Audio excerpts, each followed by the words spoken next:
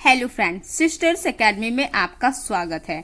आज की इस वीडियो में हम देखेंगे हिंदू धर्म में किए जाने वाले 16 संस्कार को, यानी वे संस्कार जो जन्म से मृत्यु तक किए जाते हैं, अर्थात गर्भाधान से अंतिम संस्कार तक के सारे 16 संस्कार को इस वीडियो में हम कवर करेंगे। तो सबसे पहले जो संस्कार आता है वह संस्कार आता है हमारा गर्भाधान संस्कार।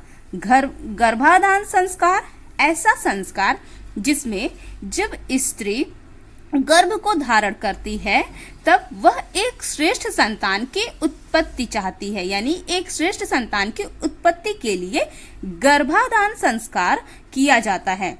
दूसरा जो संस्कार आता है वो आता है हमारा पुंसवन संस्कार। पुंसवन संस्कार गर्भ धारण के पश्चात तीसरे, चौथे, 8वें माह में पुत्र की प्राप्ति की इच्छा के लिए पुंसवन संस्कार किए जाते हैं, यानी कि जब पुत्र की इच्छा यानी पुत्र की कामना होती है तो उसके लिए दूसरा संस्कार यानी पुंसवन संस्कार किए जाते हैं। यह संस्कार फ्रेंड्स याद रखिए तीसरे, चौथे और 8वें माह में ही किए जाते हैं।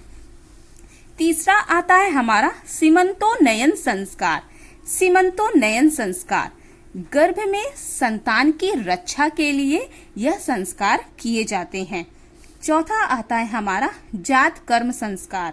जात कर्म संस्कार में फ्रेंड्स जब शिशु जन्म ले लेता है तब पिता पुत्र को घी या शहद चटाता है तथा उसके बुद्धि, बल और दीर्घ आयु की कामना करता है। यह हमारा चौथा संस्कार था। अब देखेंगे हम अपना पांचवा संस्कार। पांचवा संस्कार फ्रेंड्स जो आता है वो होता है हमारा नामकरण संस्कार। नामकरण संस्कार में हम शिशु का नाम रखते हैं। छठा हमारा निष्क्रमण संस्कार आता है।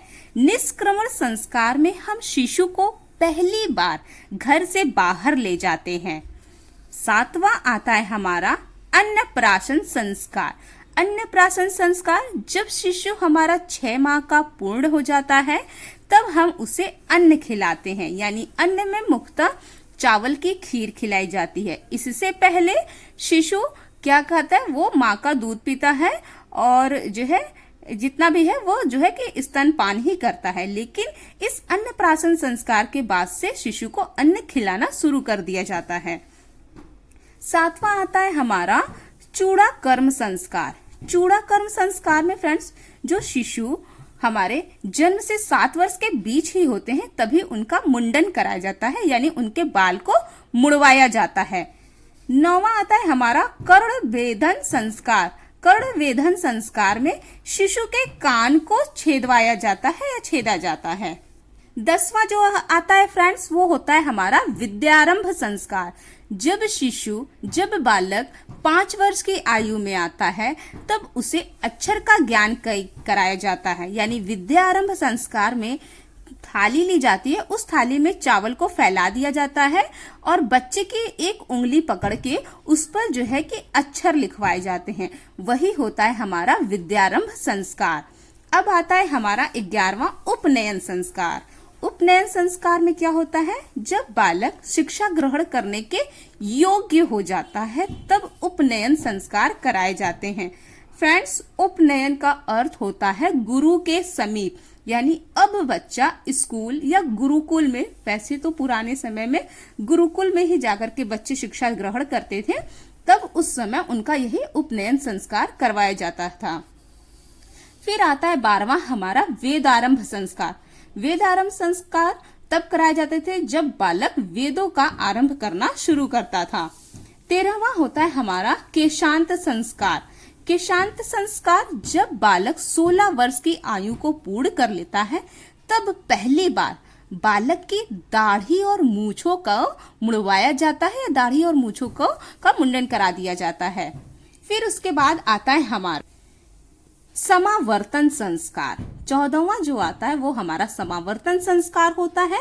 समावर्तन संस्कार में बालक के विद्या ग्रहण पूर्ण हो जाने के बाद, यानी जब बालक गुरुकुल में रह के अपनी विद्या को पूर्ण कर लेता है, अपनी शिक्षा को पूर्ण कर लेता है और वह घर लौटने आता है, तब उस समय समावर्तन संस्कार उसका करवाया जाता है। फिर आता है हमारा 15वां विवाह संस्कार। जब बालक हमारा विवाह के योग्य हो जाता है तब उसका विवाह संस्कार कराया जाता है, जिसका मुख्य उद्देश्य संतान उत्पन्न करके पितृ ऋण से मुक्त होना होता है। और जो 16वां संस्कार आता है वो हमारा हिंदू धर्म का सबसे अंतिम संस्कार होता है फ्रेंड्स। यह एक अंतिम संस्कार है जो मृत्यु के बाद किया जाता है। अब इन 16 संस्कार को याद करने की जो ट्रिक है वह यह है, GPS जा, नानी से अन्न चूड़ा लेके, VU वेकेश का विवाह देख। Thank you friends.